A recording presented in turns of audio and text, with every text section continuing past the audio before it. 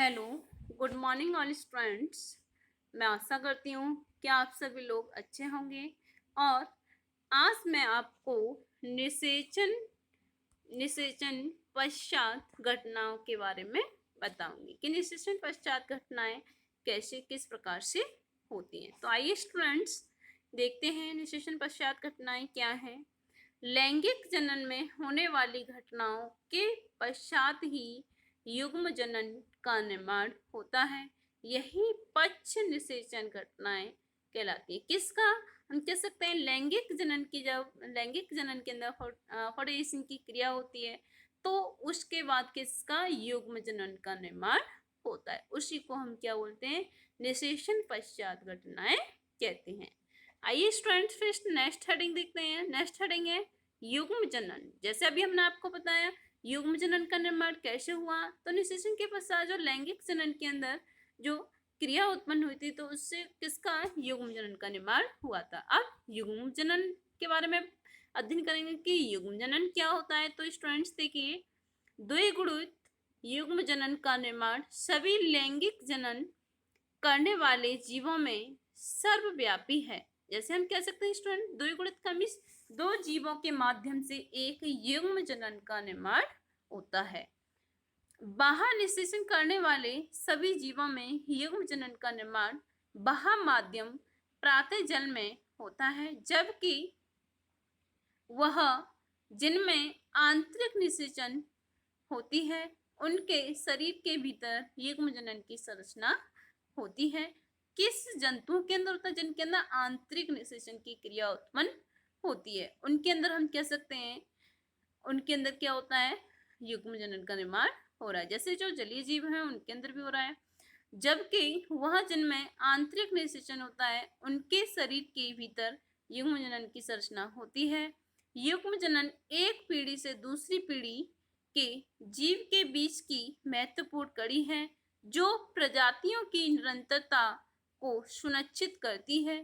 प्रत्येक लैंगिक जनन जीव यहाँ तक कि मानव जीवन की शुरुआत एकल कोशिका युग्म जनन के रूप में होती है। जैसे कि स्टूडेंट्स हमने आपको बताया कि ये युग्म जनन क्या होते हैं। ये युग्म जनन एक पीढ़ी से दूसरी पीढ़ी में ट्रांसफर हो जाते हैं। हम कह सकते हैं एक पीढ़ी से दूसरी पीढ़ी, दूसरी पीढ़ी से तीसरी पीढ़ी, ये इस प्रकार से ये पीढ़ी दर पीढ़ी ट्रांसफर होते रहते हैं। इसके अंदर लैंगिक जनन की क्रिया उत्पन्न होती है तो इसके अंदर हम कह सकते हैं इसके अंदर युग्म जनन का निर्माण हो जाता है। युग्म जनन के अंदर फॉर्मेशन की क्रिया होती है तो इनके अंदर सेल्स डेवलपमेंट होना स्टार्ट हो जाते हैं। जब सेल्स के अंदर फॉर्मेशन की क्रिया होती है तो उस प्रकार से एक जीव का निर्माण हो जाता है। तो स्टूडेंट्स देखिए, फिर आगे नेक्स्ट दिया हमारा भ्रूण भव। ठीक है, भ्रूण भव क्या होता है? भ्रूण भ्रूणभव युग्म जनन से भ्रूण के विकास की प्रक्रिया को संदर्भित करता है। भ्रूणभव के दौरान युग्म जनन कोशिका समसूत्री तथा कोशिका विभेदीकरण से गुजरता है।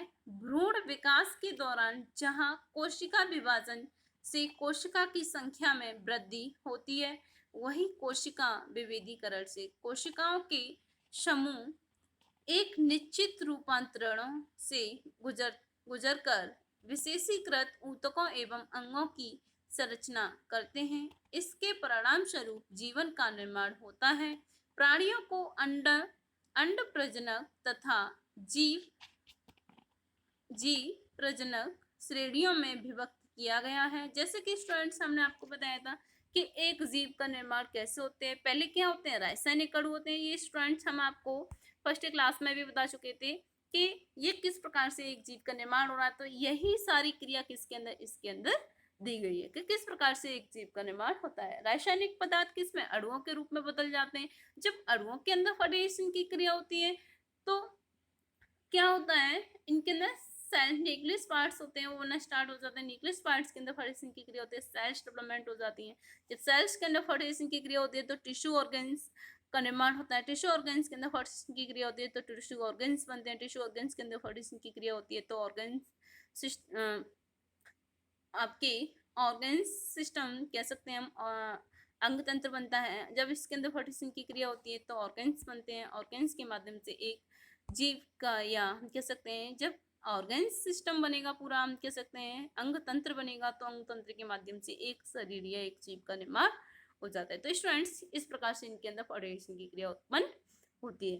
पुष्पी पादपों में युग्म जनन का निर्माण बीजांड के अंदर होता है। निषेचन के पश्चात पुष्प के बाह्यदल, पंखुड़ी तथा पुंकेसर मुरझाना कर छड़ जाते हैं, जिनमें बाह्यदल पुष्प में जुड़े रहते हैं। यद्यपि स्त्री केसर पादप से जुड़ा रहता है। युग्म जनन भ्रूण के तथा बीज में विकसित हो जाता है। अंडाशय फल के रूप में विकसित हो जाता है। इसे फल विक्ति कहते हैं। इसका कार्य फल को सुरक्षा प्रदान करना है। विकरण के पश्चात बीज अनुकूलन परिस्थितियों के आने पर अंकुरित होता है तथा नए पादपों को जन्म देता है। जैसे स्टूडेंट्स हमने आपको पूरे एक फ्लावर्स के बारे में बताया था फर्स्ट क्लास में, इसके बारे में बताया था कि एक पुष्प के अंदर कैसे किस प्रकार से फर्टिलाइजेशन की क्रिया होती है, तो उससे किस प्रकार से सीड्स का निर्माण होता है। हमने आपके फ्लावर्स के सारे पार्ट्स बताए थे कि फ्लावर्स के अंदर कैसे कौन से कितने पार्ट्स पाए जाते हैं। तो ये स्टूडेंट्स हमने आपको सब बताया था कि फ्लावर्स के कौन से बाह्यदल, पंखुड़ी, कैरुला, कैलिक्स, पुंकेसर, पुंकेसर, ये सारे पार्ट्स पाए जाते हैं इनके माध्यम से। और इसका जो एबिडक्ट्स वाला पार्ट्स होता है, उस एबिडक्ट्स वाले पार्ट्स के अंदर ये हम कह सकते हैं विजांड होते हैं। इन विजांड के अंदर जो एग्स होते हैं, इन अंडा से कह सकते हैं हम इसको, इसके अंदर फर्टिलाइजेशन की क्रिया होती है। तो इससे किसका स्त्री केसर का निर्माण होता है, हम कह सकते हैं स्त्री केसर के निर्माण के इससे क्या होता है, फल विक्ति का निर्माण होता है, जो इसके यूट्रस को, या हम कह सकते हैं अंडाशय को सुरक्षित रखती है। इस प्रकार से ये इसके अंदर क्रिया उत्पन्न होती है। तो स्टूडेंट्स देखिए अंदर जो निर्माण हो रहा था ये मैंने अभी आपको बताया था। जैसे सपोज दैट ये एक हमने पाइसन सटाइबम का एक सीड्स लिया, ठीक है। तो इसके अंदर देखते हैं एक पाइसन सटाइबम का हमने क्या लिया, सीड्स लिया, ठीक। तो इसके अंदर देखिए ये मटर पाइसम सटाइबम, हमने आपको बताया था कि इसका वैज्ञानिक नाम क्या है, पाइसम एंड सटाइबम, ठीक है।